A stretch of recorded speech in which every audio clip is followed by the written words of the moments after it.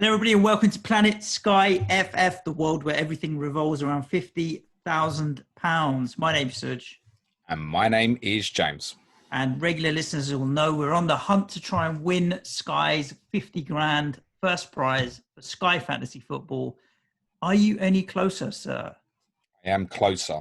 Definitely am closer. I had a good week again. In spite of obviously doing the right thing on Saturday and moving the captaincy off Salah, which anybody who saw the team news, I think, naturally did that. And you can't regret the decision. It was the right thing to do, was to move it. Yep. I had a game week of 139 points. Takes me, so for the week, that was a rank of 828th. Takes me up to 102nd, which, having looked at the top 100 leaderboard, is joint 98th. So I don't know how they work out who's ahead and who isn't. Someone will tell me. Maybe it's on transfers or something. I don't know. Maybe the more you use, the higher you are. That's what I'm suspecting. Who knows? Yeah. I'm on 24 left, having made 2 transfers on Monday. Yep. I sold Oriol Romeo, who I'd penciled in to sell to Pedro Neto, fully aware that Romeo was 1 yellow away from a suspension. So made sense to act for me as 5 fixtures over Romeo's 2 over Christmas. No intention to go back to Romeo particularly. With a captaincy, covers the captaincy problem of the Tuesday in January when they play Everton as well. So I felt that was the right move. The intention is to keep Neto either till after the West Bromwich Albion fixture, which is the game after Everton, or even all the way to Overhaul, depending on how his performance is. He's been doing really well. He looks the most likely scorer in the Wolves team, which admittedly is not going to score many goals at the moment, but if he gets a sight of goal, he shoots. I think quite a few people might have gone for him on Monday, and when they did, when he had the shot in the first half, he hit it really well, which both fairly routinely saved. But I think it was just, although it was a 2-point, it was a little reminder that there's a capability in there. And he feels like someone who, when he scores, he's probably going to carry a shot tier with him as well. So, look, his value, he's the cheapest player in my squad other than the goalkeeper. You're not expecting masses out of him. It's a nice little coverage over the Christmas. The other thing that made me lean into him over Podence is the shot tiers. And I also think he's probably the fittest player in their team at the moment. So even though they play twice in 48 hours, I have a feeling that he starts both games against Tottenham and Manchester United. 7.3. Okay, it's not cheap, but not expensive. Middle of the road. Exactly that, sir. And I sold, and this will shock many people, Ruben Diaz for Kurt Zouma. The thinking on that being that Diaz won't play the 2 games over the weekend, which, having seen him play at Arsenal last night in the Cup, probably strengthens that opinion. And then it's Chelsea afterwards, and looking further ahead, I'm thinking, I can't see me personally putting the armband on Diaz over Kevin De Bruyne unless I'm convinced that De Bruyne's not going to play. So it's become expendable in the short term for me. I've decided to keep backing what's worked so well for me, Andrew Robertson and Joel Matip over Ruben Diaz. Zouma gives me coverage for 3 captaincies, the one that's obviously just gone against West Ham, the Fulham fixture on the Friday in January, and then also the midweek fixture they have with Leicester afterwards as well, because I've got no coverage on that at the moment. So I felt it important to get Zouma in. I'm not as convinced as others are on these passing tiers that he can provide. As kind of seen from, I mean, he was halfway to passing tiers after about 25 minutes on Monday and still didn't hit them, right? Yeah, so but then, I mean, you look at the style of the game. It's game situation dependent. Smashed it in the first 25 minutes with 80% possession. He's one where when they're losing, it feels like he's probably always going to hit passing tier, but when they're winning, he may not. So he's probably never quite getting that big haul. Obviously, he's a major threat from set pieces as well. As kind of seen by, to be honest, Thiago Silva's goal on Monday, where it's like, don't let Zouma get a header on the ball. Even the Leicester fix, you think, oh, that's your captain. Leicester are one of the worst sides in the league at the moment on set pieces this season. So that could even pay potential of a goal. 7.8 is great value anyway, right? For a defender in one of the best teams in the league, who I think because of Thiago Silva and his age and recovery as well, he's also the one that's locked Kurt Zouma, essentially, you would think. He's another one, even though they play twice in 3 days, you feel at the moment he probably plays both games because Thiago Silva, I'm guessing, probably won't. So that was quite straightforward. It's a risk game about Diaz because it's so popular. I know that. That's the path that I've chosen to take. But yeah, look, good week overall. Can't complain. Bruno captain Sunday. Zouma captain Mondays, as I said. Kevin De Bruyne's somewhat fortunate. 7 points times 2 for captain. I don't know if it ever is or it isn't, but big contributions for Grealish, 11-pointer. Salah still is 16. Emi Martinez, 9. 25 points, Matip and Robertson combined. Yeah. So ultimately, I finished this week on 131 points, so not too far behind you. Again, I had all the same captains as you: De Bruyne, Fernandes, Zouma, Diaz, Robertson. I mean, a lot of our players are similar. I made the one transfer this weekend. Danny Ings going down injured on Saturday. Made it an easy move for me on the Sunday, debating where to go. I ended up going with Heung-Min Son. He was affordable within the price range of my future transfers as well. And I thought I fancied it as a bit of a differential because he's not got crazy high ownership. There's a few fixtures coming up where he has got the potential to really do well. I mean, like the Fulham fixture could be good. Leeds fixture could be good. And so on. So I've gone with Heung-Min Son, and he's going to stick around now for a little while for me. 131 points halves my rank. So I was just under 4K. Now I'm just under 2K, and still making progress moving forward. The only thing is now, before we get into all the other stuff, I'm interested in your thoughts on this, James. I'm down to 22 transfers. Yeah. So because the previous match week, I used 5. I smashed through quite a few. I mean, it's only 2 less than you. It's not hugely less, but I do feel like I've had to burn a few more transfers than I would have liked, especially with injuries. And this stuff like Danny Ings coming up all the time is a bit of a problem. And so I'm almost tempted to hold back. Like this next match week, I'm tempted. I've got captaincy coverage. And so I've almost disregarded even looking for 2-for-1s and 3-for-1s because I'm worried about my transfer count and I want to hold back a few. We're into the need versus want situation now. Because 100% we're going to have more injuries come up. Yes, absolutely. Take Romeo is a classic example for me. I could move him on. It's one game. I'm just going to ride it out, to be honest with you. So this announcement of the movement of the Carabao Cup final, you might think, it's after Overhaul, doesn't matter. It's somewhat altered my thinking a little bit. Can't plan for match day 26 at the moment, which is now likely to be a heavy week. But it can alter my thinking in terms of how many transfers I may or may not need going into the latter period. Obviously, understanding that Gameweek 29 or match day 29 is now likely to have sort of 4 or 5 fixtures.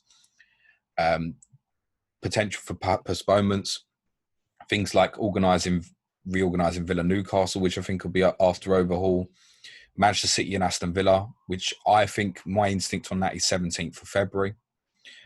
Burnley, Manchester United, possibly, if it's not played in the short term on January the 6th or 13th are both possible dates.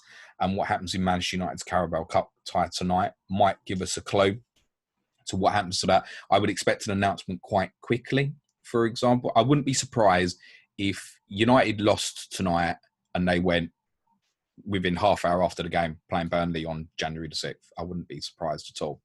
I also wouldn't be surprised if the game is not played till after Overhaul in the case.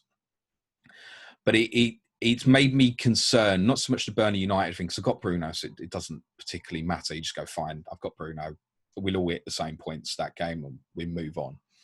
But I'm concerned that I probably need more than my original thinking for after the Overhaul now. That's what I'm thinking. I'm looking at it and going, I'm basically covered. I'm covered now for every captaincy day as it stands. And now it's a debate of need versus want. So one of the things I'm thinking currently, in terms of planned transfers, I've basically only got 2 planned in. And I can conceivably go with none. I wouldn't be surprised. So I'm thinking at the moment, Bruno to Kane or Aubameyang on the 2nd. Tottenham play Leeds and Arsenal play West Brom. Think, okay, Kane, the obvious. I'm happy to miss as it stands the Kane versus Fulham game because I'll captain Salah against Newcastle anyway. Do I want Kane for the captaincy against Leeds when at the moment I don't have a lot of cover that day? Or Aubameyang, which then if I get him in and captain him, which will sound ridiculous at the moment, I didn't get him 3 straight captaincy days out of him against, obviously, West Brom, Crystal Palace and Newcastle. But I also don't need the coverage for it because I have still got Gabriel as well. So that's where it becomes a need versus want. And if I remove Bruno, for example, if the Burnley fixture obviously doesn't happen, then I'm getting the 3 games of Kane or Aubameyang, miss Bruno versus Liverpool, getting back when they play Fulham. But am I better off just riding it? Those 2 transfers could be really important on the other side. That's what I need to think, because I don't need the coverage for it. I'm going to have a shit captaincy for Tottenham versus Leeds on the January the 2nd if I don't get one of those 2 players. But otherwise, I'm not too badly set. I can still go Gabriel on the 2 Arsenal days. The other Spurs game against Villa, City are at home to Brighton, and I'll get to see the team. So if De Bruyne's in it, it's fine. And then it's Sheffield United on the Sunday, and City play again that day as well. So, do I need Harry Kane? Now, I know that January the 2nd is probably going to hurt if I don't have, but you can't make everything every single time work. That is, you are right. And for anyone that's curious about Game Week 26, 29 and all of that kind of stuff, you can listen to our pod that we released on Monday, the Chip Special. It is FPL. Which is now out of date. Focus. Yeah, because of the Carabao Cup. But it will give you a kind of idea of what is down the road and whether or not you want to save more transfers. I haven't looked at the Twitter questions, James, but I guarantee someone's asked the question, should I now hold back more transfers? I know that Chip Strategy pod is obviously aimed for FPL, but I talk a lot about the potential for fixtures and how they can move. When they can be, exactly. You may, if you play FPL, you will still find it very useful. Just bear in mind, it was recorded before we knew the Carabao Cup final was moving to match day 33, for example. So I feel like, as I said, need versus want, and it's a case of consolidation. Yeah, for me, mentally, it's a challenge now because I've obviously put myself in an extremely good position where I'm basically 100th, let's call it, top 100. And I know there's a lot of people ahead of me who are dead. There's people ahead of me who've used all their transfers, have got a couple left. There's also some players above me who have got, 27, 28, maybe even 30 transfers left. They're the ones I need to catch. It's a case of, do I hammer home what I've already done, or do I consolidate and go, in theory, if I have no injury issues, I could land at Overhaul with 24 left, probably still have a good rank because I've got all the coverage basically, bar Tottenham, and it might see me through. That's what I need to think about. I haven't decided yet. So as I said, I've penciled Bruno 2, Kane or Aubameyang on January the 2nd. I love the idea of getting Aubameyang because I think most people won't. And of course, the free captaincy could be big for him. But at the moment, you couldn't buy him on anything you've seen at the moment. No, and it could be an explosive fail. I haven't decided yet. Other than that, fail. I've got nothing. Sounds like what you'd call a diarrhea, mate. Other than that, I've got nothing else planned in. And part of the reason for that is I can't see what the end looks like before the Overhaul in terms of the last couple of game weeks. There's a number of games I can rule out from the Tuesday in the midweek before the final weekend. But I can't see the fixtures. I can't see what coverage that I'm definitely going to need at the moment. So things like, what am I doing with Neto once Wolves get to after that West Brom game, for example, in match week 19? What am I then going to do? The answer is I don't know yet. It's being conscious of what I can do in terms of fullbacks. So if I've got Bruno, KDB and Grealish still sitting there, then a drop down to Vestergaard, for example, he's one option. I won't have any Southampton coverage. I'm not massively keen on having Southampton coverage because as far as I'm concerned, they've got a tough run of fixtures up to the Overhaul, in my opinion. And I think there's reasons why Vestergaard is proving so popular at the moment. One is obviously the threat of set pieces. 2, he's just hit passing tiers in a couple of games. And obviously hitting it in Manchester City against Manchester City really catches people's attention. As we spoke about on Tuesday's podcast, Manchester City played the game in a way that Manchester City do not normally play football matches. And that's why it happened. So I'm not massive. It's great value at 6.4. If you can get there and you feel like you need it, great. But I'd look at it and go, that's another transfer where, as it stands, I'm never going to captain Vestergaard. Do I need to force that? Yep. For me at the moment, no. But he's probably one where any injury, I go, I can go there. You can go there. I'm conscious of Jack Grealish being on 3 yellow cards, and I don't want to get rid of him. But if it falls into a position where there's clear advantages, fine, I can potentially lose him, because at the moment there's not going to be many games where I captain Jack Grealish at the moment. So I'm conscious of what the possibilities are, but also trying to ride through this period, I think. Yeah. So similar to me in the sense of need versus want. Let's talk about captaincies for this coming match week. I mean, it's really tough.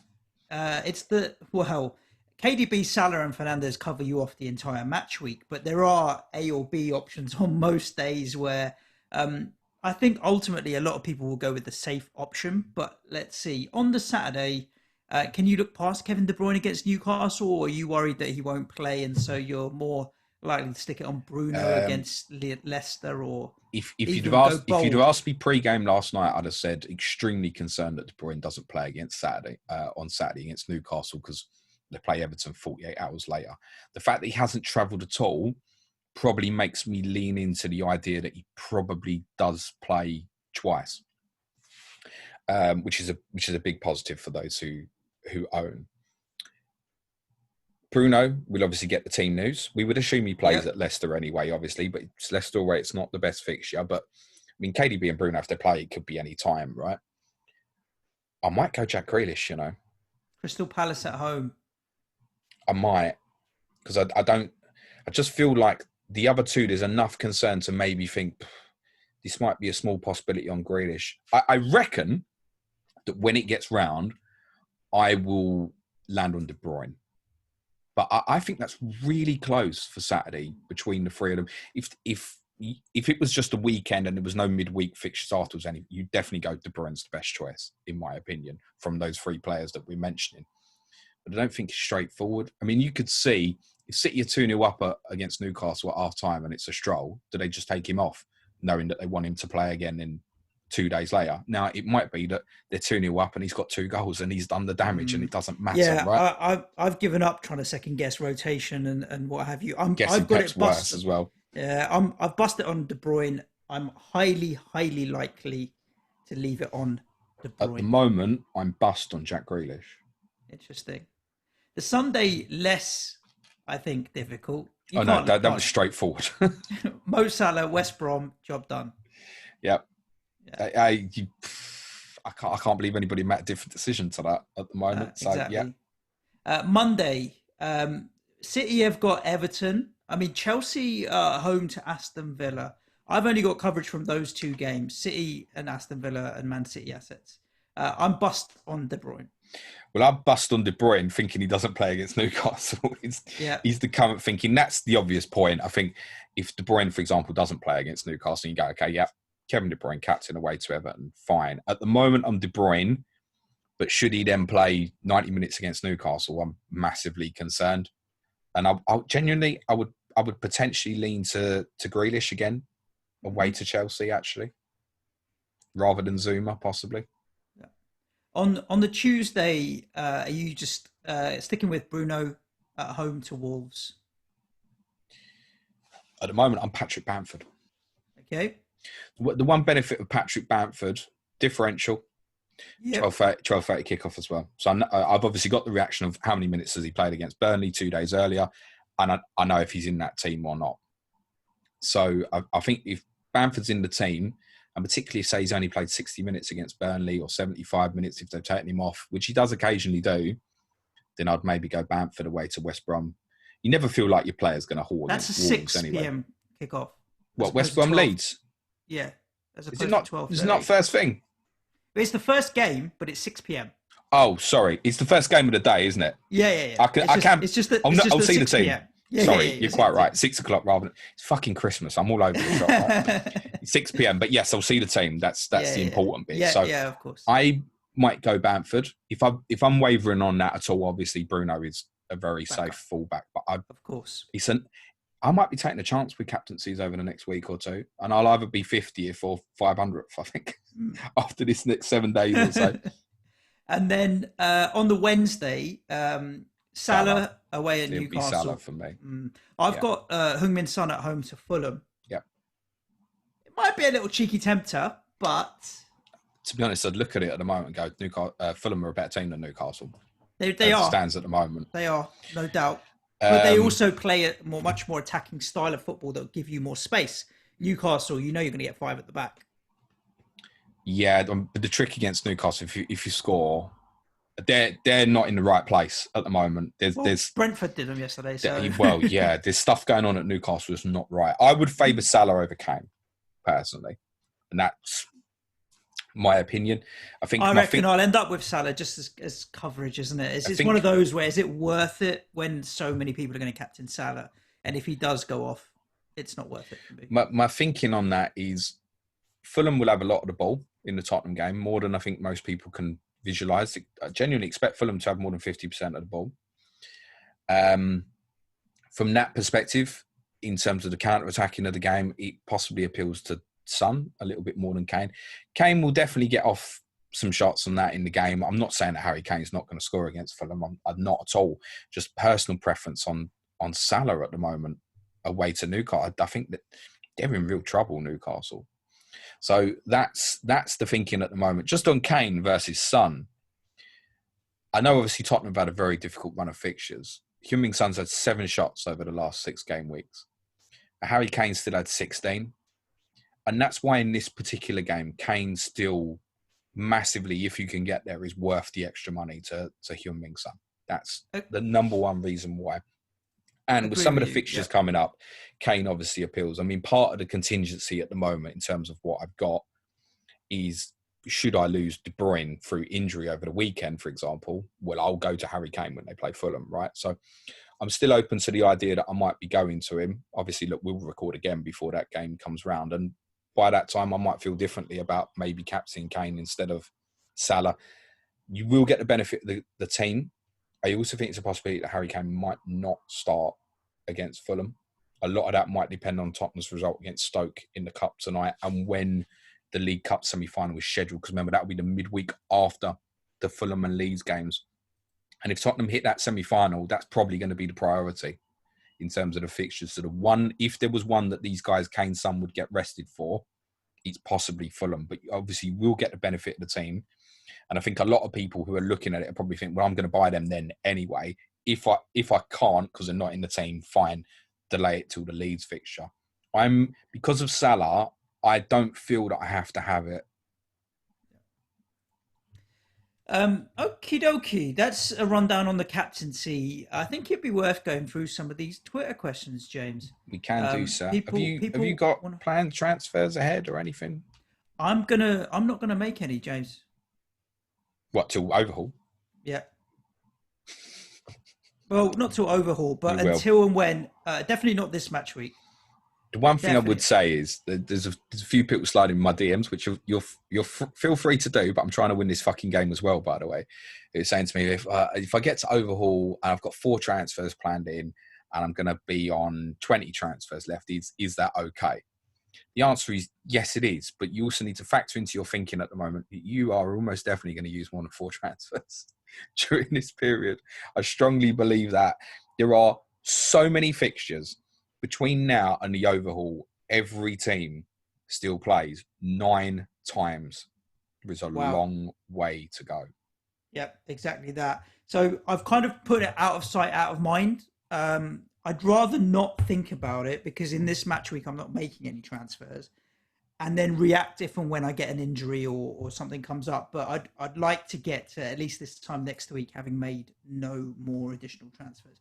And with my captaincy coverage of KDB, Bruno, Salah, I've got it all there. So I'm not too worried, James. Yeah, the best advice I can give at the moment is have a plan. You should have a plan, but you should have contingencies and flexibilities in that plan. Yep, indeed. Okay, let's get into some of these Twitter questions, James.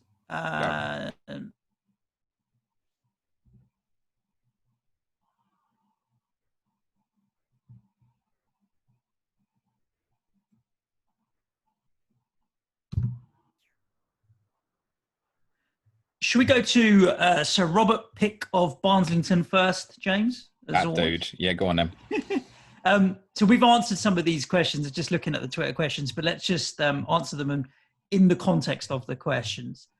Thoughts on KDB to Kane for the Fulham fixture? And is there an obvious point to jump back to KDB that we know about, or could you just roll with it if you already have Ruben Diaz. Possibly, I suppose, again, it's down to how many individual transfers you have and all that kind of stuff, right?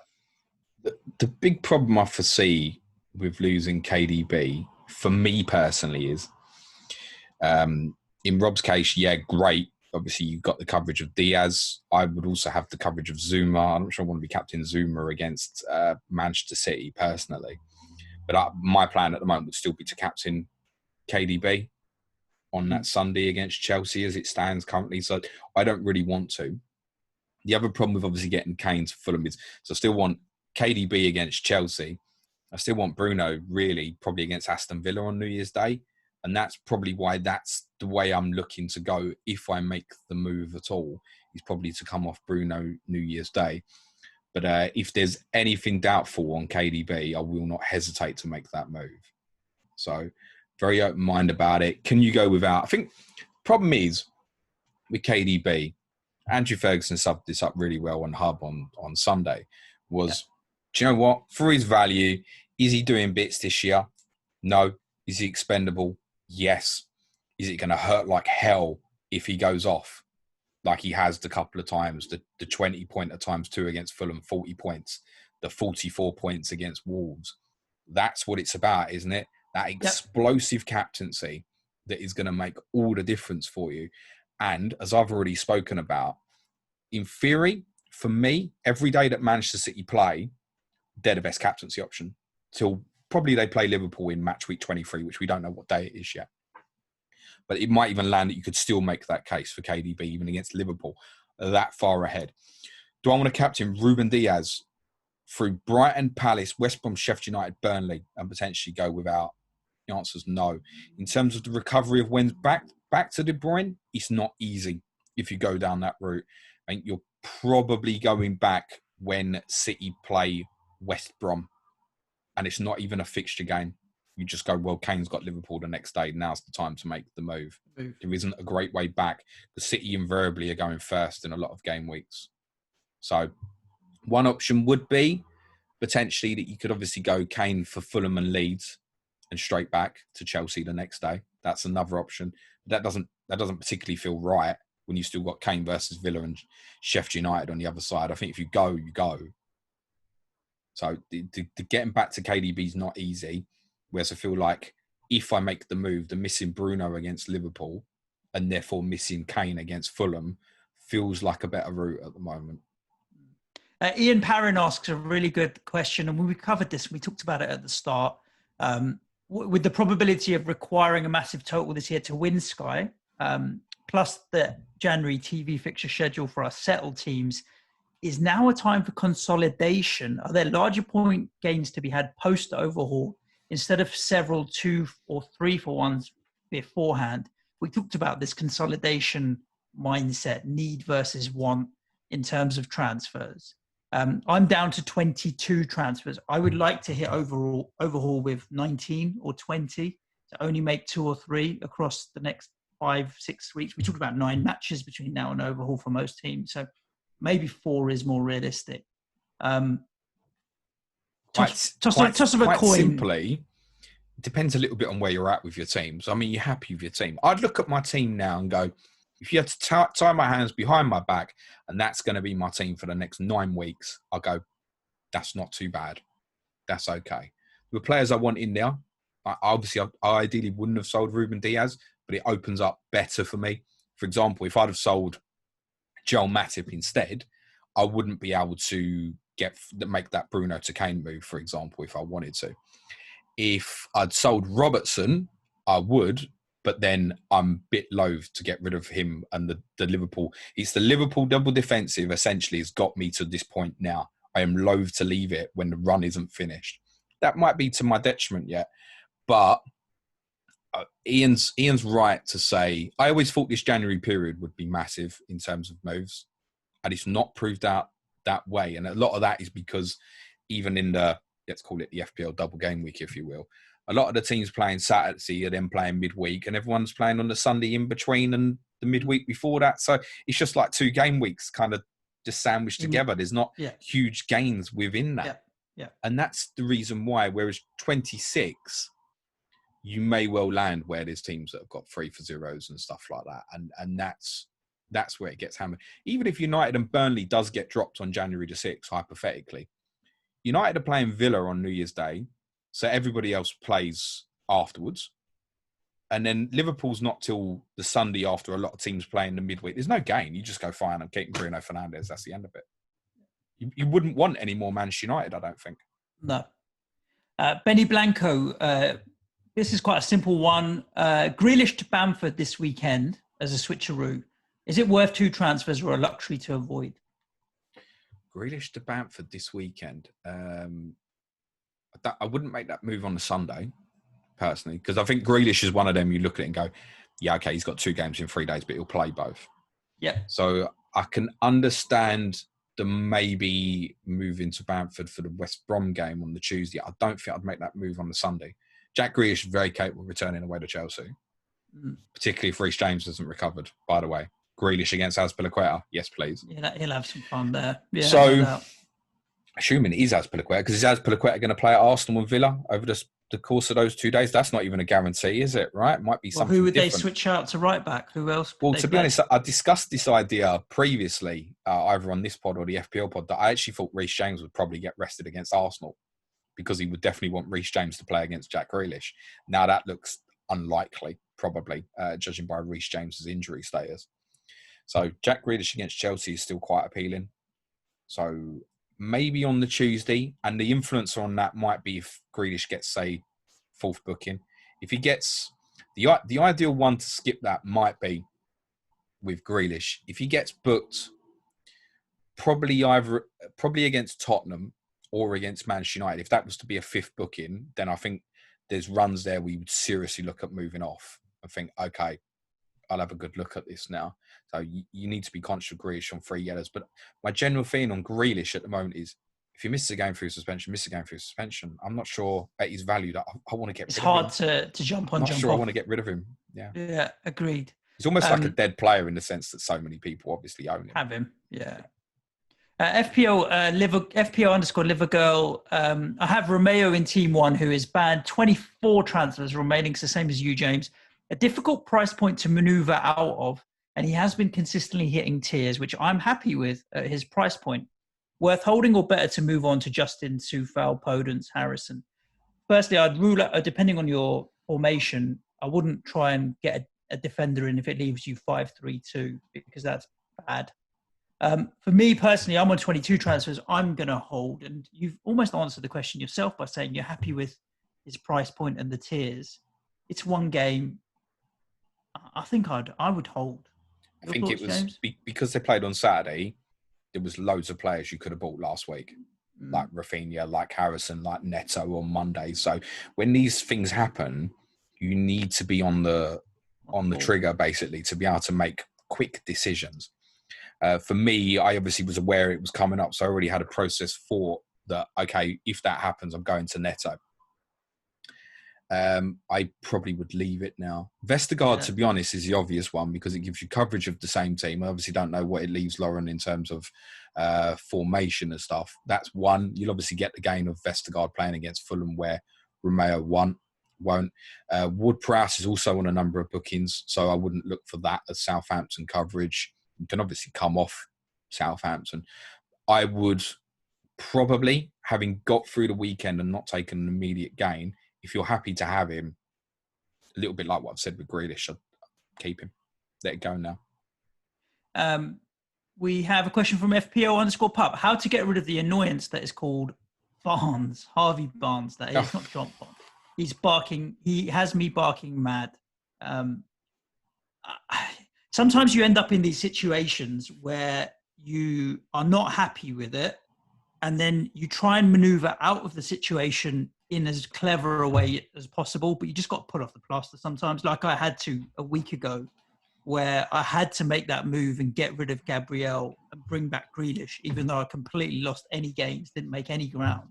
But just pull the plaster off and be done with it, because then you can kind of move forward with a clear mindset. I don't know what your team structure is or where you're going to go, but just get it done is my attitude towards stuff like that when you get yourself down a cul-de-sac. Yeah, I'd move it on. I'd move it on after United at the weekend. I wouldn't even wait till after Palace. The only reason I would wait till after Palace is if he doesn't start against Manchester United. If he starts against United, there's a good chance he doesn't start at Palace, and vice versa. Let's say he starts against United at the weekend. There's a number of people you can move to on the Sunday. So Neto falls into that category. If you don't have Dominic Calvert-Lewin or Rui Patricio, that obviously covers that awkward Tuesday in January when Wolves play Everton. There's one possibility. The Leeds boys, as mentioned, Rafinha, Harrison, you can go into them on the Sunday, for example. So there's a number of getaways, and I'm just mentioning cheaper ones there, for example. So I would, if he starts on Saturday, I'd get rid Sunday for someone who's playing Sunday. We have a couple more questions here that are interesting. Amber Batman Joe, he says, thoughts on Kane versus Son in Sky. I have Son in one of my teams, but feel Kane at a higher point is much better. We talked about it. Shot tier is higher, but there is a big price jump, 10.1 to 11.7. It is. If you can't get there, Heung-Min Son is reasonable, particularly with the turn of fixtures now coming back into Tottenham's favour. Kane is, in my opinion, definitely worth paying the extra. Yeah. I'm not looking to cut a corner and get Heung-Min Son next Wednesday. As it stands, should I fall into something where that's the way it works? Say I couldn't even do that. I was going to say if I lost Bamford, I'd have to lose someone in and around Son's value, I think, where I couldn't get to Kane. Say I lost Robertson. Yeah. I would maybe at that value, I would maybe consider going to. I've only got Salah and Bamford up front at the moment. That's probably one where I'd look at it and go, can't get to Kane. I might just go to Son, for example. Otherwise, I think Kane is worth paying the extra for if you can do it. I wouldn't, like I said, because other than the Leeds game, there's good coverage from other teams from captaincy. So I wouldn't. You've got Liverpool cover it or Man City cover it, for example. So I wouldn't force it. That's the way I'm leaning at the moment. It looks massively appealing, but there's other captaincy coverages on all but one of Spurs' good 4 fixtures coming up. We have a question coming in from Chris Port. Thoughts on Dallas to Vestergaard for a long-term hold? Same price, and although Leeds have good fixtures, is Vestergaard almost really required in this game? I'm not using that word there. Yeah, there's a different word being used there, isn't there, Suj? There's no such thing as really required in this game. But Suj is avoiding the E word, which, let me tell you, there are players in this game that do fall into the category of the E word at certain times. Jannik Vestergaard is nowhere near the E word. As I've already said, you're not going to captain him, in my opinion, at any point up to the overhaul. They have, between now and the overhaul, still have to play West Ham, Liverpool, Leicester, Leeds, Arsenal, Villa, Manchester United. In fact, those are Southampton's fixtures 7 in a row after Fulham. They end before the overhaul with Newcastle away. He is going to hit passing tiers, which is great at his value. He kind of is beginning to look like this year's Suyuncu, if you will, and it's taken a lot longer to find it this year than last year. But the necessity to have him, I don't think there's anywhere where you captain him. So the idea that he's essential, he's doing well. And like I said, the passing tier came about against Manchester City, which gets everybody's attention because Manchester City did something in the game against a Big Six opponent that they have never done under Guardiola in the past. And they sat off Southampton and they let them do their thing. They're very impressive, Southampton. Whether he's going to hit passing tiers or not, he's going to become quite dependent on game situation. So against Sheffield United, it was well documented. He nearly hit passing tier by half time, I think.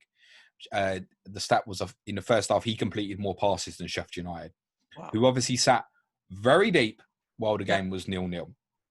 Against Manchester City, he's obviously had a lot more of the ball after Manchester City have gone in front and decided to retreat and do something very unusual. They didn't want to get caught higher by Southampton's press. So game situation, a little bit like what I said with Zouma, game situation is going to be quite important to whether he hits passing tiers or not. Genuinely, I expect him to hit passing tiers a few times when he's not keeping clean sheets. Not so much when he is. Are you going to get the pair together like you regularly get with a Diaz, for example, or the Liverpool guys? I don't think so much. He is great value at 6.4 million. And he's a fullback option for me for a number of possibilities. But to get him in as an essential, you're good. and particularly with the fact they're playing Saturday as well. So I'm making a transfer before on the first game day of the week. That's never Not worth it. No. never what I want to be doing unless I've got an injury. If you've got like Reece James at the moment, for example, I can really see that as a transfer. Yeah. And let's leave the last question of the pod to Sam Betts, James. Which player do you predict gets the most points from now until the overhaul? Kevin De Bruyne. I'm going to say Mo Salah. Only because it just looks lean, mean, and tasty at the moment. Salah's playing out of his skin. So I'm going to say Mo Salah, but I don't think there's going to be much in it. I think we're talking not a lot of points. But yeah, Kevin De Bruyne could also absolutely pop off. Just because of the way that he can score points in so many different ways. Passing tier, shot tiers, and he picks up the tackle tier as well. Very regularly man of the match as well. So James is probably right in that it's going to be Kevin De Bruyne, and I'm going to play devil's advocate and say Mo Salah. By the way, over the Christmas period, in terms of the next week or two, Salah. Could go mental against West Brom. So there we go. And with those police sirens outside yours, James, they're coming to get you. So come to take me away. Doing things like selling Ruben Diaz and not buying Harry Kane. They're looking to take me away, quite possibly. Indeed. Do you want to let the listeners know what else they can tune in for over the next few days whilst we've got Christmas downtime and people are drinking their beer and port and sherry and whatever else it may be? Yep. So tomorrow, which is Christmas Eve, Clash of the Correspondents will go out early with Aaron Lager on Is My Cat Plan. We'll be previewing Leicester versus Manchester United, which is suggest if you're thinking strongly about Captain Bruno Fernandes this weekend on Saturday, is well worth a listen. We go into the tactics of that potential game quite a lot. I'll be streaming on YouTube at some point tomorrow evening. Audio will go out early on Christmas Day. My deadline stream is on Saturday at whatever fucking time's deadline Saturday. So 10 o'clock, I'm guessing, will be the deadline stream. Yep. We have our FPL podcast going out Sunday at midnight. We'll record immediately after Wolves and Tottenham.